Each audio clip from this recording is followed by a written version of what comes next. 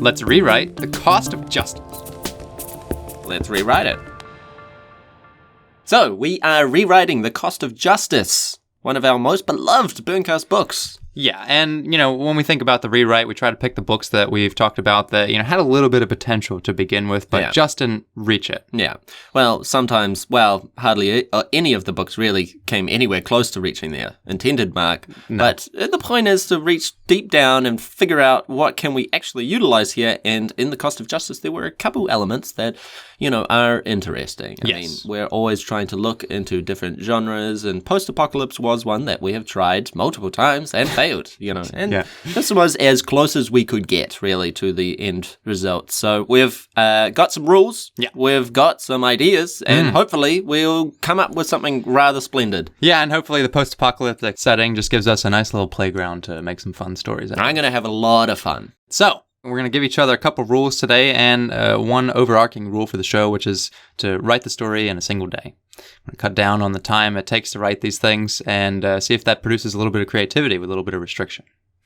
So my rule for Brady, my specific rule for Brady, is that the cost of justice, the actual cost of justice, has to be $6.69. Okay. Exactly. There's no wavering on that number. Okay. $6.69. I've picked that for, devious reasons. I've calculated, You wanted to box bag because last time you gave me a rule, I twisted it a little bit, so. This one is deadly specific, and any going off that, I will beat you with your own work. Okay, so the cost of justice has a price, a fixed price. Yes. $6.69. In dollars. All right. Well, my rule for you is that justice in your story is a proper noun. It is the name of the main character's mount. You dog. You're dogging me. We had a lot of fun talking about Clash of Blue Demons recently, which is a great story about amazing mounts in that. I mean, they really are the whole story and the best part of the story. So I want to continue that trend. So I have to have a mount called Justice. Yes. Okay. All right. So when we come back, we're going to have 2 stories ready for action. All right, we are back now with the stories we've written, and since I went first last time, I think it's only appropriate that Kim goes first this time. Yes. Now, my rule was that justice had to be a mount. Yes. And after the spectacularness of Clash with the Blue Demons, I decided to seek a little bit of influence and really find that attachment to my mount that Clash with the Blue Demons did. But again, with all of these things, the first thing that I had to sit down and do is, what is cool about this setting? What do you want to read about? Yeah. And what sort of metaphor or meaning or message can we insert into the story, And so, taking all that in mind, I have come up with a little bit of a twist on the post-apocalypse. Obviously, in the original version, there wasn't so much of a clear, defined thing that had happened to set the world on its path. Yeah, no, it's pretty loose. Yeah, it was a little bit strange. Yeah. Now, what I've done is made a clear, definitive post-apocalypse. Okay. Alien invasion. Boom. Okay. Now, this alien invasion has destroyed most of the Earth, and this happened a long time ago. Mm-hmm. And internal alien politics has basically called off the war before it could finish, as something beyond human control has happened. Yeah. Something that we had no hand in. The alien forces had to pull out, return home, blah, blah, blah, Roman Empire shit, whatever you want.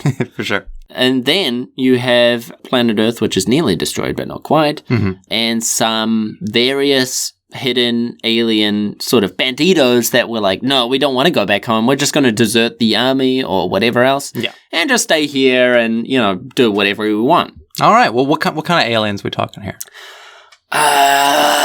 Okay, what about like humanoids, semi-humanoid, at least in the same sort of height and posture and strength level. They can breathe oxygen. Easily adaptable to Earth-like. Like you could put a human in a suit and they would have some horns on their head or something silly like that. But, not tread too far from the humanoid sort of thing. So no crazy, they're not insectoids or worms or parasites or anything like that, no.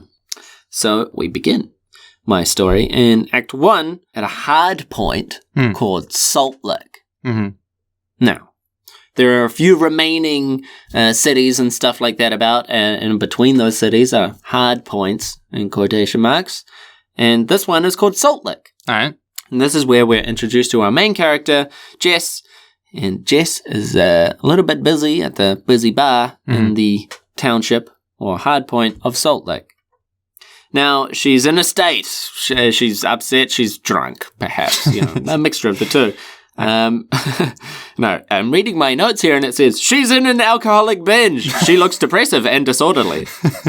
But, embellish and prose and that's how it works. That good stuff. Yeah.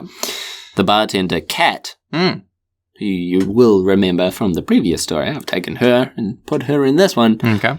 She's the bartender. She doesn't have a diner out in the wasteland, in the middle of Ghoul Town. She's casual-ass diner. Yeah, in the middle of a... post-apocalyptic nightmare. Yeah. No, none of that. She's just the bartender at this hard point, at this stronghold. And they seem to be in some sort of relationship. It'd come through in the dialogue. And then, it's appeared that their relationship's falling apart. And then a group of angry men come charging into the bar. They're mad about Jess owes them money. Okay. Yeah. Good. No questions.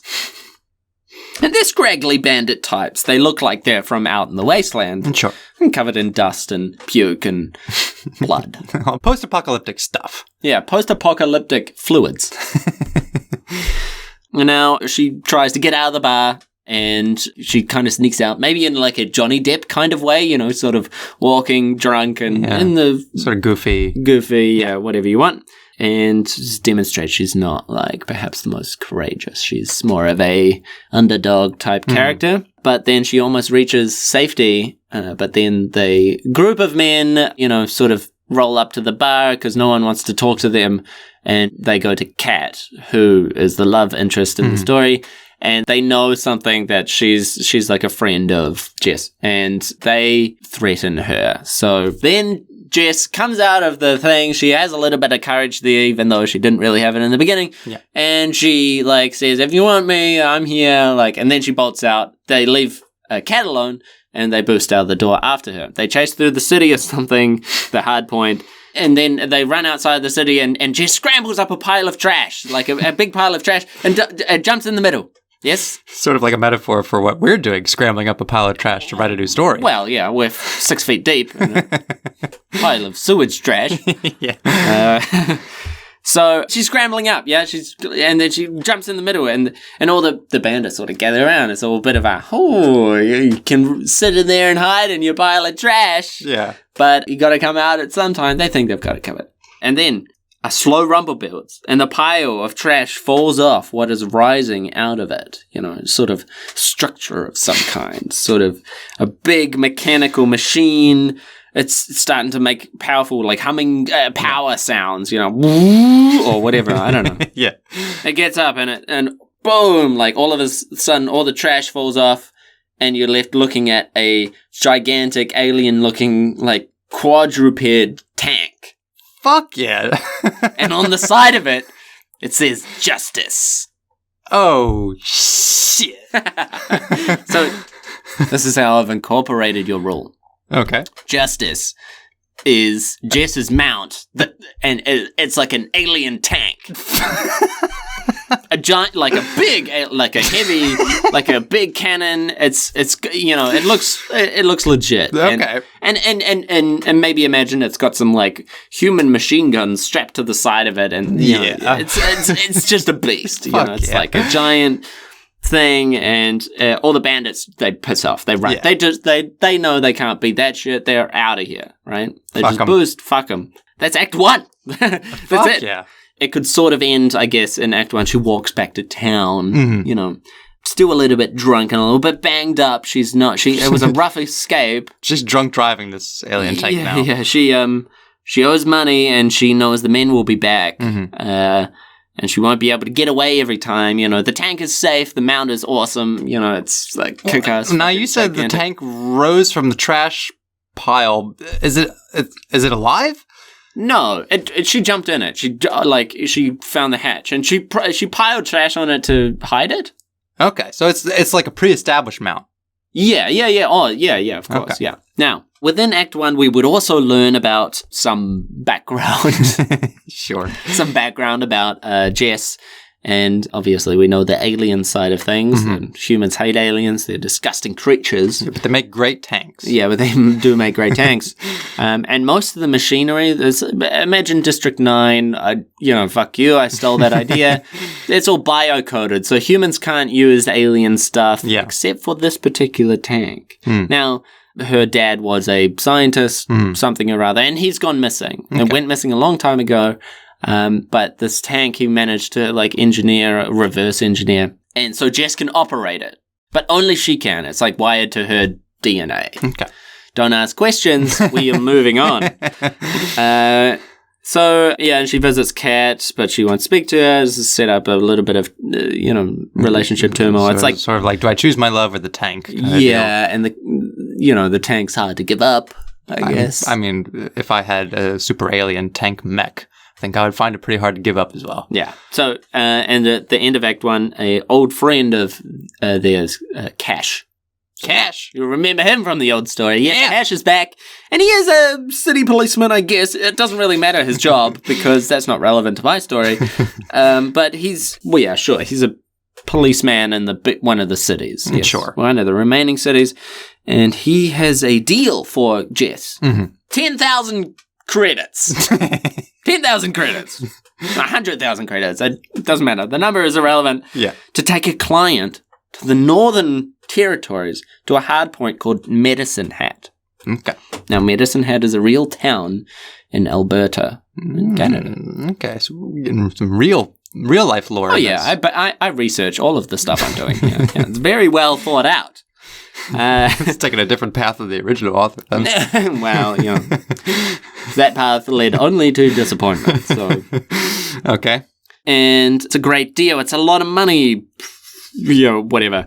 And what kind of? She's pouring a lot of money for this. What kind of rep is she pouring in for this job? Well, lots of rep, I would assume. I mean, she gets a lot of rep anyway because she's got a giant tank. And that's pretty cool. And it's got justice written on the side. I kind of built up the rep already. I thought that sort of came across without, needing to be explained. She's got a lot of street cred. Okay. But there is one caveat about this deal. Yeah. 10,000 credits? To go out to the Northern Territories with that sort of money, you could just get one of the city helicopter planes or whatever. Yeah. Future planes, and they'll take you over there. It must be something illegal or against the cities, because it's a wasteland outside of the city, so law is loosely and, it's corrupt. But it would be like you're doing something against the cities because otherwise you would use their transportation system for that kind of money. So it must be something shady or something's going on there. So Jess knows that this can't be like a normal deal. She talks to her a little bit about Kat, and she doesn't like it, of course, because, she's the love interest and can't have the love interest going along with tank plans. But Jess, it'll sort out our financial troubles. I'm in debt. I established that within the first act. So that is her drive. Could she not just quadrupedal over the people she owes money to, or is that not sort of an option in this world? She's a humanist. She doesn't like killing innocents. She has a code of ethics. Okay. I didn't put that in the story, but I would, of course, if I was writing the story out, I would flesh everything out, and you would know exactly what it is. Move past it. Yeah, move past it. So against Kat, her love, she agrees to the job. She and Cash plan to go meet their client a little ways away from Salt Lake, pick him up, and then take him up to the Northern Territories to Medicine Hat. Very cool name, by the way. Much cooler than the original's names for things. I'm still annoyed that I include the original names in my story because names like Jess and Cash don't really inspire much. Cash. That's Cash. So anyway, Jess and Cash set off. They've got the fucking tank. They're busting through. And they go to meet their contact, and they arrive in a old world town that's completely destroyed, laying on the coast side. Yes. And it's, there's a few makeshift houses, but it's a rundown, a shanty town. A shanty town, yeah. And they don't see anything obvious, no one's coming out to meet them. And you'd think it would be obvious. You arrive in a giant tank, And most of the people would, go like, what the fuck are you doing here? No one seems to. Yeah. So they hop out and go to investigate. They see some people around, but they're all kind of shifty, so they... These peasants are not impressed by my alien tank. Right. So they go to the pier. There's a man out there. Right? He doesn't seem to be scurrying away. So they make their way to him, and he's fishing out there, Okay. But he's got a hood up, he's in this sort of raggedy get-up, and there's some boats around and things like that. So maybe he's, some sort of old sailor or something like that. They don't really know. Okay. And they come up to him and they attempt to ask him if they've had any visitors around here lately. Sort of probing questions, if you will. This would all be spectacular dialogue that you would just read and just be overwhelmed by the splendor and the purpleness of it all. And this old sailor replies, but he does not turn around and continues to fish and just says, you're the only visitors we've had here. You and that alien tank of yours, Justice. Now, this obviously shocks Jess because, how does this man, this old sailor, know what the name of my tank? The name of my mount? Yeah. And she says this, and Jess grabs his shoulder, trying to turn him around. Yeah. Who is this person? And when they turn the old sailor around, turns out to be an alien. Oh, shit. So, it's an alien. And of course, the humans, they hate aliens. They're the invaders, and the ones that remain are the worst of the worst. They're just people, they're just aliens that like to hurt and harm and really the bad guys. Yeah. So, usually the first response to seeing an alien is shoot them or something like that. And of course, Jess pulls out a pistol and aims it at the alien. Yeah, as you But would. Cash stops her and says, "This is our contact." Fucking Cash, man. What the fuck is he doing? I mean, now his Did name... he fucking blast aliens on sight, man? But I kind of feel like I set it up as Cash is kind of cool. He's like a city policeman, but he also talks to aliens. Well, in the original story, he was just a hot piece of meat, so... Yeah.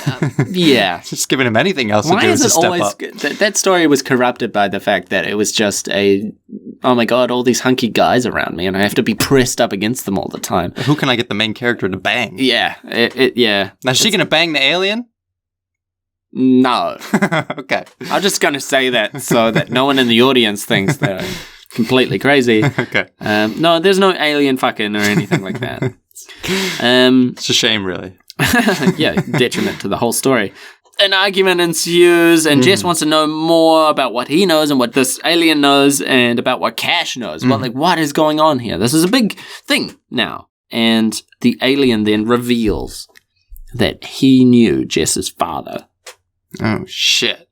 He introduces himself as Karupi or Karupi or whatever. Alien shit. Nonsense. Yeah. Which Jess, snidely remarks is creepy. Oh, creepy guy. Yeah, so he's in the story. He's back. He's been turned into an alien. He's not a supernatural hunk anymore. He's just an alien. And he's, he's strange. And Jess immediately recognizes this is why they approached him in the first place. This guy seems familiar to me. Or some sort of got something subconscious, about him. Never labeled, and obviously now he's an alien. Jess wants nothing to do with him, almost wants to kill him, and Cash stops her. Now, this new information, something to do with her dad, blah, blah, blah, dialogue pros, awesome stuff, you're hooked in. And Jess agrees reluctantly to ferry this alien up to Medicine Hat. In her tank. Yes, in her gigantic tank. That's the end of Act 2, so we're already... All right, we're moving right along. Yeah, so Act 3. It's a long journey to Medicine Hat. This is the Mordor section of this, the Mordor section of this story. Yeah, and the reason I picked this location is because you have the oil sands of Alberta, this area of where they do drilling and stuff like that. And maybe it's even more of a wasteland, post-apocalypse, and you've just got these alien structures and these human structures, and half of them are on fire and everything's burning. I don't know if it's how oil-rich that location actually is, but this is the future. This is post-apocalypse. A little bit more of a wasteland than current Alberta already is. Yeah, only slightly. Maybe a little bit improved. I don't know. We'll see. I've never been there. I apologize to the Albertan listeners we have to the show. You have a lovely area of the world. Yeah. Beautiful oil so towers. So along this journey, Jess learns more about Creepy, and he learns more about her. They face minor issues, who's been eating the cookies type of stuff. But Jess keeps feeling this deeper connection, and she has a huge prejudice, which really holds them apart. But deep down inside, there's something else. It's in what he says and how he speaks and his ideas and everything he says. Jess just goes, I do think the same way, blah, blah, blah. Not that I'm getting into any of their dialogue because I didn't write it. So they go and they reach Medicine Hat. Yeah. And this part of the story is this is okay. It's not so bad. My tank just keeps on crushing dirt beneath its giant steps. Smashing it up. And just moves through trees like they're not there. Hey, I probably killed some people by accident. I mean, this thing is a Goliath. Yeah, what's the size ratio of this thing? Is it like kaiju size? Imagine you've got a modern sized Abrams M1 tank, or the modern American standard, and those are just its feet. This thing is it's big. You have to climb up it to get inside of it. It's got a giant cannon. It's got aliens glowing. Must have been a fucking huge trash pile for it to be buried underneath. She's not taking the tank out all the time, and it's impervious to all damage. So it's not like she's using it all the time. I mean, what do you do with a gigantic military weapon? I mean, you're not just going to kill people. I mean, it's just like a city stomper. Yeah, well, not quite a city stomper, but although I would say that it could probably take over a town or something like that.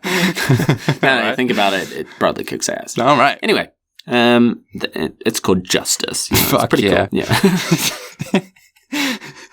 You take my story seriously, please. So they arrive in Medicine Hat, and, Jess seems to be a little bit more happy. This is part of the plan worked out, actually. Yeah, got some new friends. I got my tank. And so she heads off and, maybe goes out for a little bit of drinking. They haven't been drinking in a while, so go out, enjoy Medicine Hat's festivities. Rich culture. Obviously, they can't bring the alien in, so they leave the tank and Creepy outside the gates. Yeah. And they head in and enjoy themselves. They just park it outside. This is my massive tank. Okay, I didn't really think... It would be explained in the story. Just cover it up with trash. Just bury it. It's post-apocalypse. There's trash mounds everywhere. I mean, who's going to notice an extra trash mound? Around the corner where people go to pee, and people just assume it's a part of the trash. You know? There must be alien tech scattered all around. It's post-warfare. I'm sure there's bits and things. Well, I mean, I imagine most of the city is just trash piles, so you could just walk it right in the middle of the night and people wouldn't know. Yeah, people wouldn't hear the giant stomping or the mechanical screaming, No, none of that. It just sneaks in. It's sneaky. It's a sneaky tank. It's a stealth colossus. A stealth tank, yeah. And they head into town, they get drunk, and next morning they wake up. And Creepy is taken off with the tank. There's no tank, there's no Creepy. Oh, shit. Yeah. Bastard. And Jess is distraught. She has lost everything. Her original mistrust is confirmed. We shouldn't have trusted this bastard alien. Look what he's done. He's taken my tank. I thought I was the only one that could drive it. Now he's gone off. He's just taken her mount. The mount is gone. The mount is gone.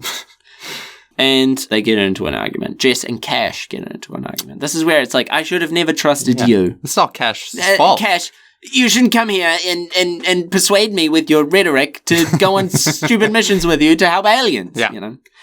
In perfect dialogue. Then they storm off, and then another day passes, and Cash comes out to find Jess, packing up what she can, using the rest of the money that she has, and really going all in on this task. She's fed up. Everyone's betrayed her. She's going to find that fucking tank. She's going to find justice. Yeah. Then Cash, they have a sort of standoff, perhaps, you can't stop me from doing what I'm going to do. But Cash then flips the side and goes, I'm here to help. And he brings out a gigantic, sand bike.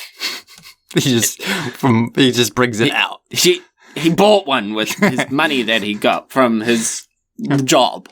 Okay. And he brings it out, and it's a sand bike. It's fucking got buckets on the front to tear up the road, and like it's Just a post-apocalyptic machine. super your bike. Yeah, it's badass. Yeah, right. Meant to handle any terrain, buildings, whatever you want. It's 6 feet high. I don't care. The point is, it's a machine. It's good. It's going to get the job done. All right. And then Jess is like, my boy, you came through in the end. Let's go find this fucking tank. I mean, let's go find my mount. She's impressed by a good working vehicle. Yeah, she really appreciates gigantic objects moving quickly. So they fire off. They've prepared, they're going to find this son of a bitch alien and take him down. And they go out and they find Justice out in the oil fields. And they park up the sand bike. They stand there ominously. They're staring at this tank, and they can see it's in like a artillery form. So its legs are locked down, and its cannon is now extended and pointed. It's primed. Yeah, it's ready to go. And I have in my notes written massive super cannon pointed towards the horizon. Fuck yeah. And Jess is so angry. She's so upset. This is like, what's going on? And they go up to the tank with their weapons out. Yeah. And then out of the tank, slowly, Creepy rises with his hands held high. He's got his hands up. He's got his hands up. Why would he do that? He's got his hands up.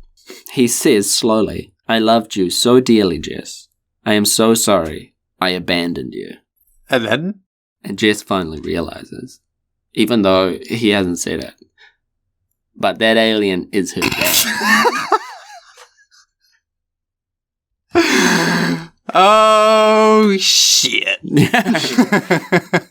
That alien, creepy guy, is Jess's dad. It's like I've taken District 9 and I've got Star Wars and I've slapped them together and boom, you've got the best story of the century. You throw a tank in there and... what more could you want, right? Yeah. Now, I've come up with some exposition here. To reverse engineer the ship, he had to access some biotech from the aliens to make his DNA work with the craft. But in doing so, he slowly became one of these creatures and fled, telling only Jess's mother. Now, did he bang a human? No, chick? He was human. So Jess is also like a purple person. No, you misunderstand. He was human.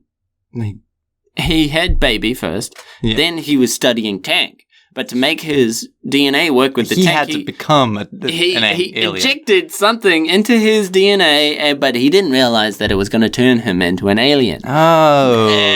Yeah, okay. Yeah, okay. And then he turned into an alien, and all of a sudden my life is on the line. I have to leave. Tells only Jess's mother, who doesn't tell Jess, right? Okay. Your dad's an alien, bruh. Like, it's not going to work. You got to keep that a secret. Right. And in this absence, he's been outcast and sort of alone. He learned to eavesdrop on the aliens, and he's got this secondary plan. One of these groups of aliens is going to get a ship. They've got enough technology together to get this big ship, and they're going to nuke a city. They'll blast it with an alien laser beam. I don't know, whatever. They've got a ship, and it's almost ready to leave. So, yeah. And he was listening to this, and he was like, fuck it, I'm going to put my life on the line. I'm going to try get the tank from my daughter, who is now this bounty hunter lady, and I'm going to take that tank, and I'm going to set it up before they launch, and the one thing they won't expect is another alien tank to shoot down their alien ship. Okay. So then all of a sudden it's out on the table, but they're already at Mordor. They already have the ring, it's like ready to go. Like the whole thing is set up. All right. And it would be a little bit cooler than I'm explaining now. But Jess is torn. She's like, this, my mountain, it was a cool tank and you took it from me for a while and I didn't like that so much. So he's pleading, like, please, look, you don't have to ever love me again, but let's shoot the fucking ship when it comes. Like, let's put aside our family grievance and let me please just shoot the ship. We'll use the tank together. We'll use the tank together. And Jess is upset, but like collapses. She kind of, she's always known somehow deep down that this was her dad. Maybe she didn't understand it at first, but now it's true. And she kind of believes that now he's telling the truth as well, that they have to do this, So she collapses and just sort of falls limp, and then they help each other and they wait for the ship to arrive. Then finally, they have some time to talk. What's really important, now that we've set up the premise, let's talk about feelings and shit. So they talk, and that's when you get all your character development if you want it. Dad, I really love this tank. Dad, you stealing the tank from me was really rat shit, and I'm going to kill you for it probably. So they wait for the ship together, and Jess gets to a point where she understands why, but she doesn't forgive him. He hasn't done much yet to prove to her that he is sorry. Right. He's just doing things to save the world, but not really for her. In a sort of way, it's like it would be explained. It would come through in the story. Again, I didn't write that, so move on. Don't ask questions. So then we get to this point where there's a rumble again. There's a rumble, like in the beginning of the story. Another trash mound. Maybe. Fine. Yeah. Out of the huge trash mound comes a gigantic alien spaceship, and it rises out. It's like, oh my God, it's so big. And it's kilometers and kilometers away. And they're all like, holy shit, it's actually true. Oh my God, there's the ship. Look at that trash pile. I thought that trash pile was a mountain. It turns out it's a trash pile, and that the ship came out of it. Okay. But they get ready to fire the cannon at the belly of the ship where the bombs are. And one of the charging rods jams. Yeah. And someone needs to go outside and fix it. Yeah. And this is where Creepy, her father, sort of makes the sacrifice or, does the heroic thing and goes, Jess, no. When we hit the ship, it's going to blow up in nuclear fire. I will be the one to go out, and we won't have time to get me back inside. It's not safe for you. I will do this. And then he goes outside, charging rod fixes it. It was the damn plug that was in the way. Oh, gosh, we should have used adapters. This tank will serve as the family that I never gave you. Yeah. And then the charging rod slams in, and the cannon fires, and the ship blows up in a glorious nuclear flame. Okay. And the shockwave hits the tank, and it blasts off all the human attachments to the alien craft. Yeah. And obviously, the father is disintegrated by the blast wave. Yeah. And off the side of the tank, the painted words "justice" are sandblasted off. And the tank goes flying. The story comes to its conclusion. It's a sort of a metaphor. Yes, for, letting go of attachment and reaching a conclusion. Finding true family in the heart of a tank. And the tank is tossed far, and it's a nuclear ending to a great story. Yeah. And when they wake up, and the tank has protected them from the fire. And she finds a note in the mess inside the tank, and it says, "Dear daughter, your money is in the stow compartment. It was always your inheritance. I am sorry. I hope it finds you well." So the tank protected her in a way that her father couldn't. Yes, and it also gave her a large sum of cash. And also, the guy's name is Cash, and he's still in the ship. And maybe that is a metaphor somehow. Yeah, it could be. That's up for the critics to worry about. That's up for some schmucks on a podcast to talk about. Yeah. Give me an hour on that. No, and that's the end. All right. Well, a nuclear bomb at the end, and alien saving, and father problems. I mean, it's a little bit Star Wars. It's a little bit District 9, but it's an awesome story, and you got to give me top points. Yeah, I'll give points for that. I do love a good tank story. I mean, there's just not enough out there. No, there isn't. Tanks are underrepresented in fiction. Yeah. I mean, we have Fury, but that's more about the people in the tank. It's not really about the tank itself. No. And we don't care about the people. We just care about the tank. What was that kaiju movie? Because those things are kind of tanks. The Jaegers. Oh, yeah. There, you have Jaegers, and they're kind of like tanks, but again, it's not really. It's about the pilots. Who cares about the pilots? No, it's more interesting. It's not interesting, yeah. What we want to see is big mechanical quadrupedal machines stomping on people and cities. Terrifying locals and blowing something up at the end. All right. Well, that was more than I expected from the prompt that I gave you. So yeah, well, there are a lot of parts that I would criticize myself. But, I just didn't have the time. Yeah, that's true. So, we were trying to give ourselves a little bit of restriction, see if we can, produce something quick and fun. And I think it's a success so far. Now it's time to get into my story, I suppose. Let's do it.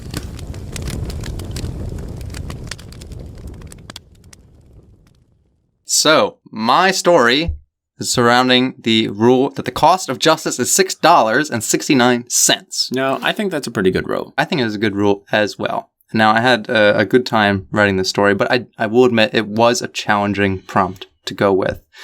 I originally thought, I'll do a double entendre sort of metaphor thing. Justice is the name of something that costs that, but maybe the price isn't so important. It's the justice. Well, I've actually come up with a little term I like to call these rules now, and what I gave you is a Sasquatch in a suit. Right? You have to somehow do something that's so silly that you could really not write a good story about it. And what that does is produce a masterpiece. That's what I'm scared of.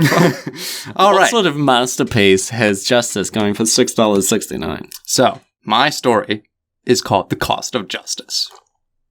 Now, this story, again, takes place in a futuristic dystopia in which the world has been bombed to shit. All right? Bombed by aliens? It could be. It could be a sort of a prequel or a sequel, or it could happen parallel to yours, actually. Because I'll get into the actual setting of the story, and you will see it could slot quite well, except for the main character's name is Jess, too, so a little bit of conflict there. But it'll be like a Jesus character, sort of reappearing in different time zones. Yeah. So it's been bombed to complete shit. No one lives above the surface at all. Some sort of war a long time ago. Since then, all people have moved underground into the sewers because the actual world is completely unlivable. It's just completely destroyed. Like the sewer people from Futurama, the Goonies, perhaps? Exactly like that. So moving to the sewers isn't like a safe bet, though. It didn't make them prepared to live in the sewers. How big are these sewers? I mean, that's massive. They've adapted to live in the sewers. It's a whole underground complex. Oh, okay, so it's like modified sewers. All living things have gone to the sewers. Now, if you live within the sewers, do you build a network of sewers underneath that to supply your people with sewage pipes? No, they just shit anywhere. They just shit where they sleep. Yeah, so going to the sewers, not exactly safe. They're dirty people. They're all completely fucked. I mean, mutants? Yes, mutants, high amounts of radioactivity, mutations caused by chemical warfare stuff. Yeah, okay.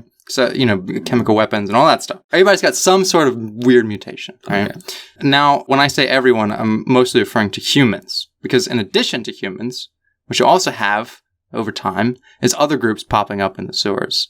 Namely, automatons. I thought you were going to say gargoyles. Well, there could be. The sewers Can are... we call this faction the gargoyles? We could, yeah. They're gargoyles, everyone. They're called gargoyles. Yeah, the automaton faction is now named the gargoyles. And they're also left over from the war, and they're actually the only living things that remember the war, and they probably caused it, to be honest. And so mostly everyone hates them. Fair enough. So you've got the automatons. And then you've got animalia, which are like critters and beasts, and they're all deformed, and they're all also fucked up and mutated. Three-headed scorpions and no-headed flies. Yes, exactly. And then you've also got polymorphs, and they're like man-beast hybrids. It's just a big bubbling soup of radioactive shit, and everyone's all fucked up in it. Okay. So what are we talking here? Like Sasquatch size? Well, I mean, they can range from, microbial to colossus size. I mean, the sewers is everything now, so they've dug deep underground, and they've just occupied all this space with a bunch of weird What do they stuff. Sewage. Sewage from where? Are there people living up creating sewage that they're living off? No, there's no one above the ground. So why would there be any sewage? It's leftover. It doesn't matter. No, the refuse from... I see. Okay. So you've got this Brady story off to a... big fucked up melting pot of disgusting dregs and denizens, and they're all living in sewage society. Yeah. And now life in the sewers is extremely harsh. So to start off, Sewage agriculture is based on polluted chemicals and all kinds of nasty substances that they even have to biochemically engineer things just to get it to work. So they're clever mutant people. Like there's some scientists down there. Well, yes. Because what sort of civilization am I looking at? I was thinking Goonies, that's a couple of kids. No. Now I'm thinking this savagery. Savagery, but intelligent savagery? Well, here's the thing. The agriculture only works because luckily most people's bodies have adapted to the radioactivity by developing extremely powerful stomach acids that can break down almost anything that would otherwise be harmful to them. And so they could just basically eat anything. They're just making like sewage so they plants. Just eat like trash and they can eat anything. Can they eat metal? Almost anything. But you also get this nice little effect whereby every person is also inherently a weaponizable acid bomb because their stomach lining is filled with this acid. So it's actually a great self-defense mechanism because anything that attacks them, it's sort of like Alien. You know, the aliens have this acid blood that protects them from getting attacked. Okay. And now that's going to come in handy in the sewers because life in the sewers is obscenely violent. I mean, it's just like... I mean, like... We're talking like... Within the cities or just like out in the sewer streets? There's no law. It's just the sewer streets overrun by monsters, bad people, all kinds. Monsters and bad people? I know, the two worst things you could have. The bad people. So, obscenely violent and exceptionally racist.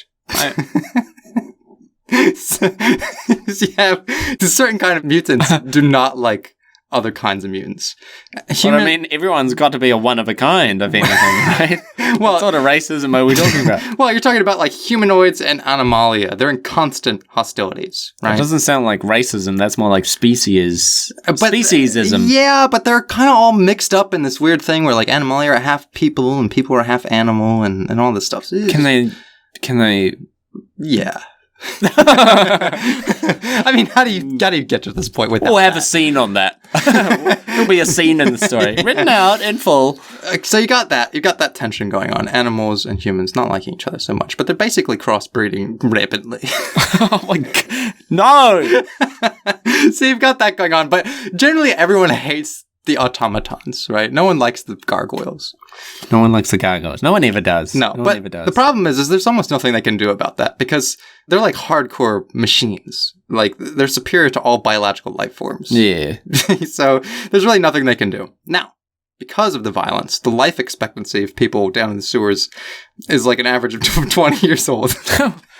It's like... Well, lucky they're all breeding with each other then, aren't they? Yeah. So people in their late 40s are pretty rare, and they generally don't last very long. They're the wizards of this world. Yeah, well, they're slow. They're not as powerful. How do they do anything? Like, their biggest problem, though, is that their stomach acids aren't nearly as strong as younger folk. So they don't blow up so good. Exactly. They don't even have the self-defense mechanism to prevent, like, random people and creatures shanking them on the streets.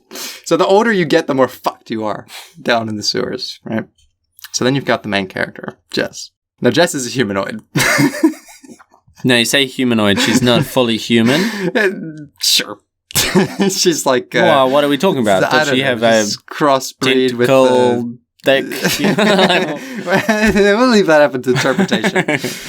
We'll leave the fan artists to that one. What I wanted was to leave it vague enough that the reader can imagine themselves as her. So whatever deformity the reader has, they can just be like, "Oh, that's me." Yeah, you can very ableist. Very ableist. I went specifically with a self-insert kind of story. So you're Jess, and whatever weird mutation you want. My version of Jess has a giant trumpet nose. It's considered very attractive in the sewers if that's all you've got. Really? Yeah. She has a trumpet on her ass. How many trumpets? So Jess is a humanoid, and she's unfortunate enough to live in this world. She's grown up absolutely hardened by the extreme conditions of life in the sewers. Okay. But she's a traitor. Okay, so she fits actually rather neutrally between all of these factions and generally manages to avoid the hostilities. You know, because while they do fight constantly, over territory and resources, there is sort of a working economy, that stabilizes society to some degree, a very flimsy degree. Bitcoin. Yeah, exactly. I mean, it's Bitcoin, everyone. Bitcoin survived the apocalypse and it's still running things. Yes.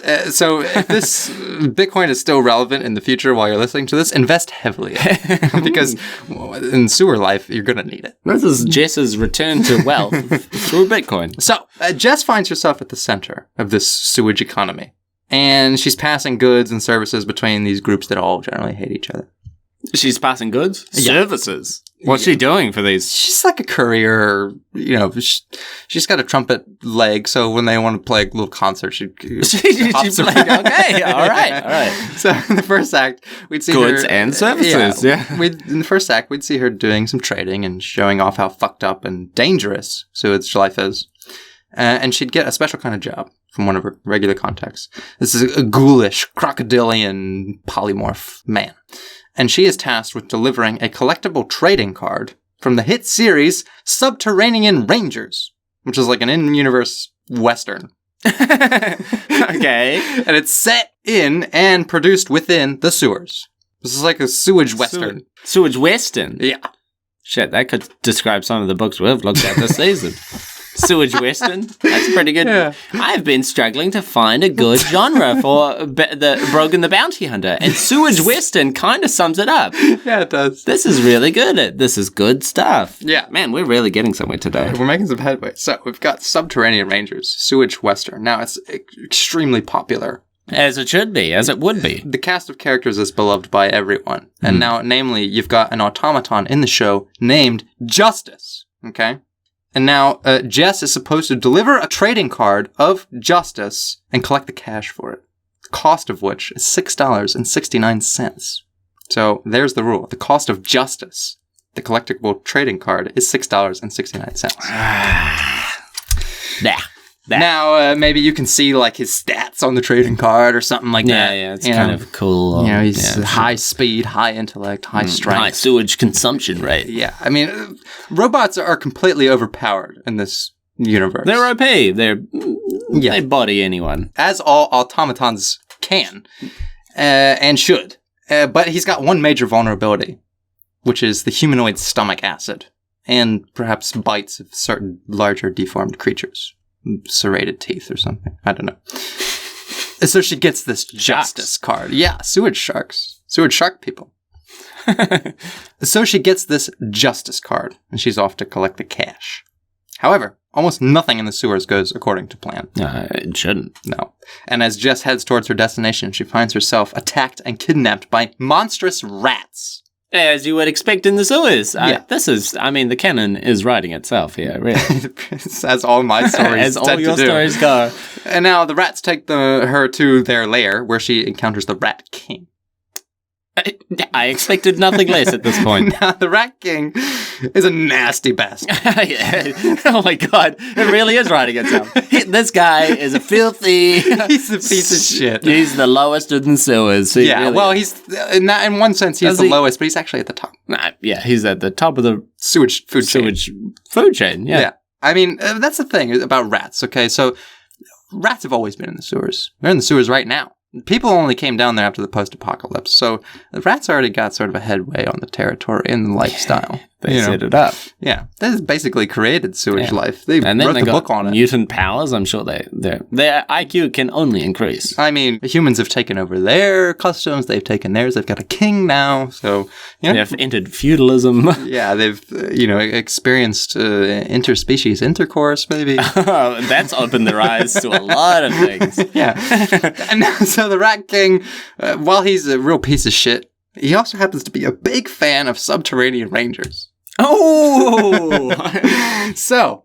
Okay. No, only is he a big fan. He is a big collector of trading cards. Oh. Now, he has kidnapped Jess and taken her justice card. Now, Jess doesn't really care much about who gets the card in the end. She just wants to get paid. Life in the sewers is hard. Yeah, you gotta make some money. Yeah, $6.69 is like a lifetime worth of sewage food. That's a lot of money. You have twisted my rule. I see it now. You have deflated the price. Yeah. You've made the currency worth way more than it should be. Yeah. Now, you've tricked me. You've twisted my rule. I don't like that so much. You could say I've done the rule justice, actually. Now, Jess just wants to get paid. This is the work she lives off of. She's an honest worker, as most people in the sewage really are. And she demands the Rat King pay her the $6.69 that she needs. And the Rat King does. This is one of his most sought-after collectibles. This is a rare card. So he's like a Wade Boggs type, collectors. Yeah. You get that. Maybe it's like a foil edition, really shiny. Yeah. And they don't see the sun very often, so it doesn't actually shine very well, but they know it's valuable. They can't see that it shines because it's covered in mud, and sewage, but they think that it's worth a lot. Yeah, now he's happy to pay the price for this. $6.69 is nothing to the Rat King. However, this does set into motion a big conflict, because what of the original buyer of the card, who Jess is shafting? But didn't Jess get taken, She got taken, but someone else was meant to get this card. Jess was going to take it to him, and the Rat King intervened. Now he's got the card. Jess, she makes a mistake. She doesn't care at the start who gets the card. She just wants the cash. She just wants the cash, so the original buyer loses out. This starts a boiling conflict because, the original buyer was an automaton himself. Oh, shit. And he would very much like to have a collectible trading card of the most famous and popular automaton around at the present moment. I mean, I am actually I'm on Team Automaton right now. That is some bullshit. As you might expect, Jess. If you had a band, if it was, a Pink Floyd, some sort of collectible Pink Floyd item, you would be enraged too. Yeah. Now, Jess, she's the protagonist, but she lives in the sewer. She's also a piece of shit. She does anything to get a quick She's got buck. 2 trumpets on her body. Well, they're multiplying by the second. But And now, the thing about automatons is that they're actually a rather closely knit faction around the sewers. This is unlike most factions. And when one of them needs something done, they kind of band together. So, Jess's mistake gets her embroiled in a nasty and actually ongoing conflict between the automatons, the humanoids, and the rat mutants. Or the Rat King, if you like. Of course. See, the Rat King and his gangs of rats have been vying for zone control. Zone control. Yeah. As they would. As they should. Yeah, and they've been making great progress. Rats, superior. You've already laid out the groundwork for that. The rats had the upper hand when the mutant shit went down. So, they're the establishment. Yeah. Now, that's the thing, is this is an ongoing conflict. This is a Cold War scenario. Nobody likes the automatons, but they can't really fuck with them because they work in groups and they outclass almost anyone in terms of firepower and basic stats. Yeah. So, Jess has actually reignited old feuds here. And she's called on the manatees. Yeah. Well, that's its own faction. Really. That's within the sewers. That's an extra book we're going to have to get into later. And now, Jess has unwittingly chosen a side with the rats by giving him the card. So that would be the first act. In the second act, we'd see the conflict brewing, with machines invading rat territory to get the card. But it's rather tricky because, see, the rats, they don't hold headquarters like humans and automatons do. They just sort of have breeding nests. Yeah, just breeding nests. Well, they also move around frequently. Yeah, they just breed as they go. They run the sewers, basically. It's hard to pin them down. Now, the rats are then also able to kind of fight the machines, not using raw strength, but by being more clever and evading the machines outright. However, this is not a long-term sustainable option. No, of course, it wouldn't be. No, it wouldn't. The machines will never stop coming. This is kind of like your war of peace, I think. Yes, this is the sewage war of peace. The war for the sewage. Can you have peace in the sewers? No, not if the Rat King is alive. No, certainly not. Now, the machines will never stop coming for the justice trading card. So the rats must band together with the humanoids. This is a desperate option here. Okay, I'm starting to get a problem with this story. This is like building. This is like America and Russia. They don't like each other very much. They have to thwart out the greater America and threat. Russia had real reasons, and this just seems to be a trading card. This is the most valuable trading card you can get at the moment, though. Fair? I mean... Subterranean Rangers is an extremely popular franchise building in the sewers. And it might have a religious twist. It might be like, this might be some sort of religious item. We don't know. These cultures, they don't have God anymore. They're in the sewers. Yeah. Right? They only care about these cards. Yeah. That's it. They eat sewage, Yeah. Their priorities have completely changed. I mean... And so, rats not been humans' greatest allies. One of the most difficult species to mate with, really, in the sewers. Yeah, I mean, the chunk's all twisted and nothing works. But humans have actually the only real means of defeating machines within them. Their acid bellies. Oh, because... Wow. Scientist moment. Acid melts metal. Yes. So, now Jess would have to find a way to ease tensions between the rats and the humanoids. Again, by doing what she does best, by trading. Now, as a trader, Jess has come across, different areas of the world over her work, and she kind of knows the inner workings of the sewer economy, how things work, who to squeeze, Who's got the most jelly in their donut, Yeah, exactly. And who's got the biggest cream filling here? Yeah, and to that degree, she knows one of the hottest industries around right now is organ harvesting. I mean, you would only assume. I mean, organs. And I'm sure that, these creatures, they probably have multiple sets of organs. It's not like in today's where you take someone's heart and all of a sudden they're upset because they haven't got a heart anymore. No. I mean, this guy's got like 6 hearts lined up, ready to go, and you just got to take like half of them. No, and turn a good profit. Most people have lost an organ or two in their life. I mean, they only live to 20 years anyways. Yeah. Now, walking out the door at this point. Yeah. Now, life sucks in the sewers, no doubt about that. But it sucks especially for the people who've lost organs. But... as life often does to those poor souls. However, Jess, she's got some contacts in that world. She's got contacts? Yeah, she actually has a few favors to turn in. My friend. My friend, the brain harvester. The brain harvester. So she's got favors to turn in. I got you some brains one time. Now you owe me. Yes, exactly. So she manages to get a few people together to work on a way to weaponize the stomach acid in a way that can finally pressure the automatons to just fuck off. Now, they would make their greatest headway near the end of the second act, as the automatons progress heavily into more humanoid and rat zones, destroying anything and everything in their path, looking for the Justice trading card. And finally, Jess, along with the organ harvesters and the rats, would develop a means of taking down hordes of the machines all at once. Using the same radioactive chemicals that have caused the emergence of polymorphs and various human-animal hybrids, the team would develop a new kind of rat warrior with stomach acids of its own. The belly bomb blitzers. Okay. They are bioengineering chemical weapon warriors to keep what is a baseball trading card. Yeah. Now they are. But they're in the sewers. I mean, again, priorities. Yeah. What else are you going to do with this? What else are you going to eat? You can already eat everything and, nothing. And mate with anything. Mate with anything. What's left to do other than fight over trading cards? Of people who are still alive. I could make more.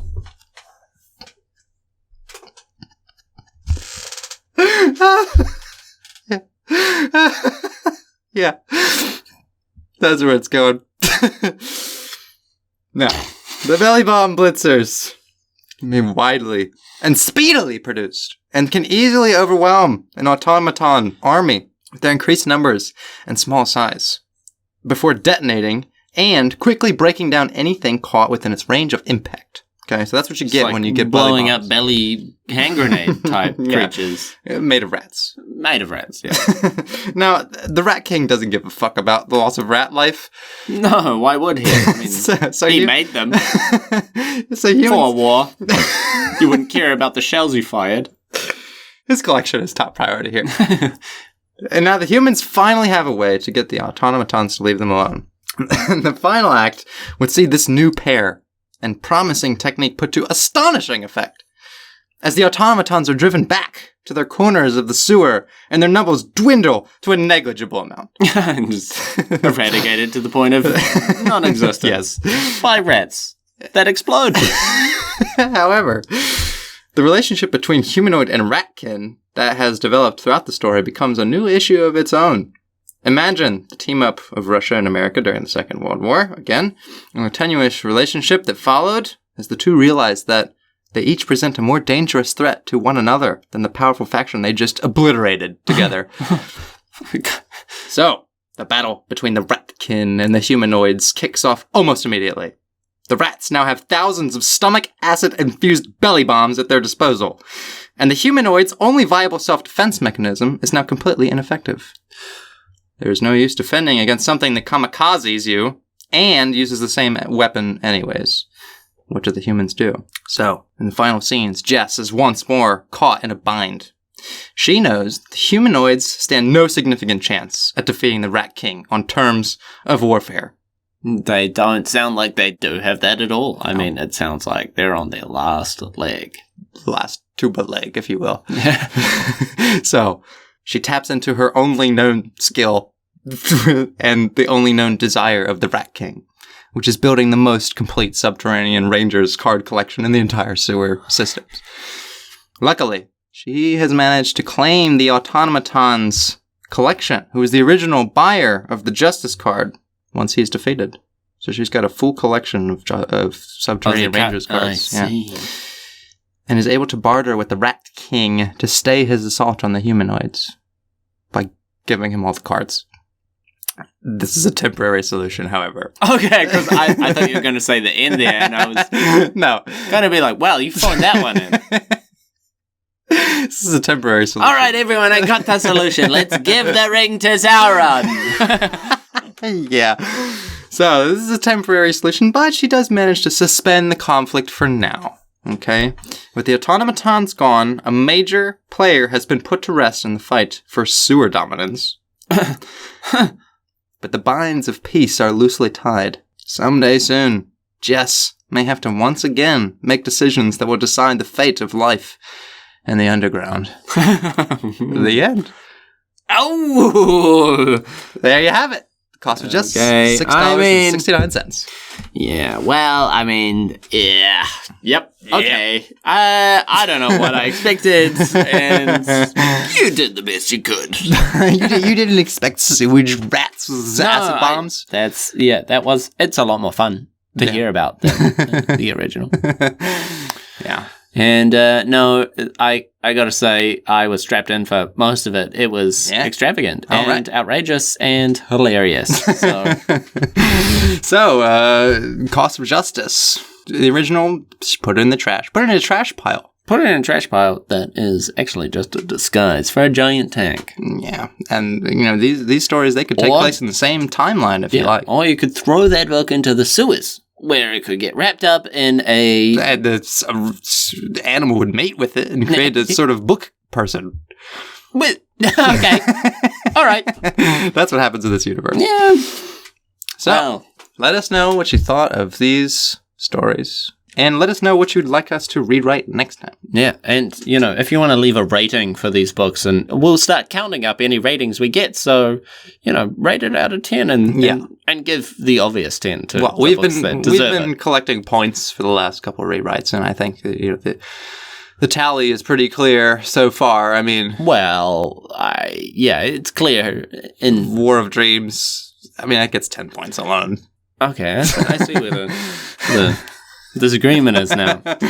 My stories, they're a cut above. They're more literary.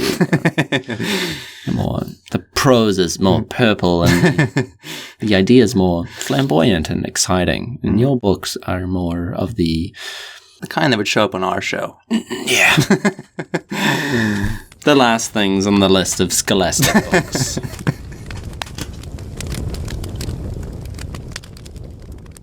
Thank you everyone for listening and supporting the show. We really hope you enjoyed it. If you did, be sure to subscribe and join in the conversation with us on one of our platforms. You can find us on Discord, Twitter, and Reddit, and we also stream live on Twitch. You can support the show through Patreon or just by sharing the show with your friends. Thanks!